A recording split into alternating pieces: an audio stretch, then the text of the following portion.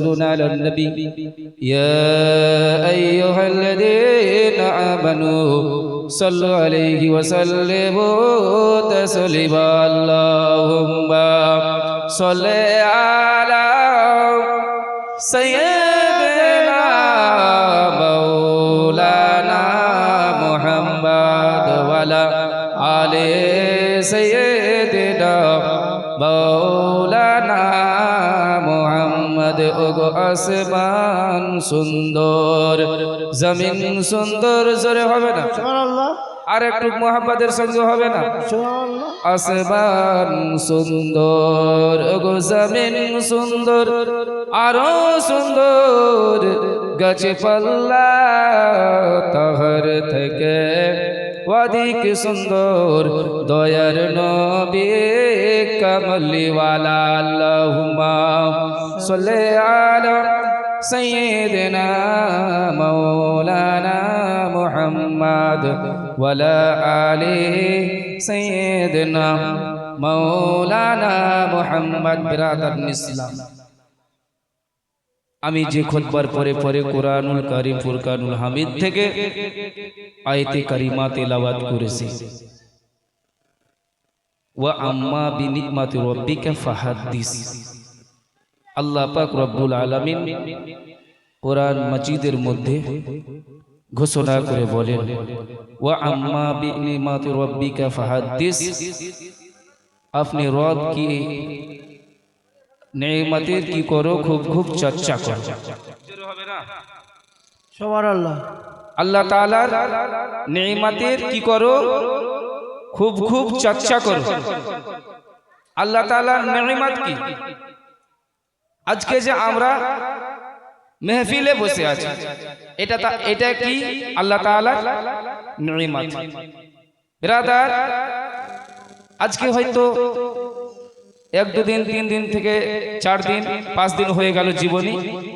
কিন্তু এই জায়গায় একটা মেহফিল সাজা হয়েছে এই জায়গায় কোনো মানুষ নাই কিন্তু কোনো যদি এই জায়গায় একটা সার্কাস খেলা করা হতো তো মানুষ থাকতো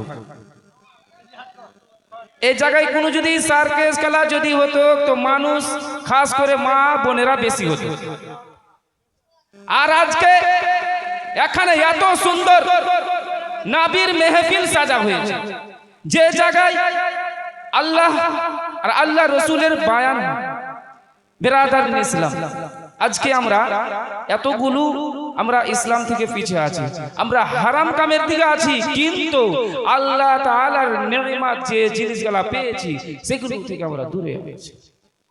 তো বিরাদার ইসলাম আমি বলতে চাই যে গান নাচ না এগুলোর দিকে মানুষ বেশি আছে কিন্তু এখানে যে আসবে এখানে আসার পরে আমরা কি শিখতে পারবো আর কি শিখে যাব কিন্তু এগুলো আমরা জানছি না কিন্তু এখানে আপনি যতক্ষণ পর্যন্ত বসে থাকবেন আল্লাহ তাআলার ফেরেশতারা কি করবে ফেরেশতারা নেকি লিখতে থাকবে জোরে হবে না সুবহানাল্লাহ আমি একটা ছোট ঘটনা বলে আমি নিজের বক্তব্য শেষ করে দেব বিরাদারানে ইসলাম মুআজ্জাজ সামনে গরাব একদিন হযরতে ঈসা আলাইহিস সালাতু ওয়াস সালাম একটা কবরের পাশ হতে যাচ্ছিল জোরে হবে না যেতে যেতে দেখলেন বাবা একটা কবর থেকে আওয়াজ আসছে কি আসছে কবর থেকে আওয়াজ আসছে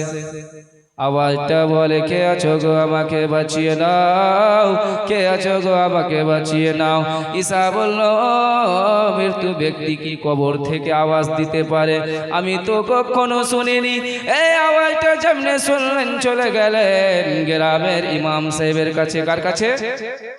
ইমাম সাহেবের কাছে যে বললেন ও ইমাম সাহেব আপনি বলে দেন মৃত্যু ব্যক্তি যদি কবরে জীবিত থাকে তাকে রাখা যাবে কি যাবে না বলেন থাকে তো তাকে রাখা যাবে কি উঠাতে হবে এবার কিন্তু কিসের জন্য আযাব হচ্ছে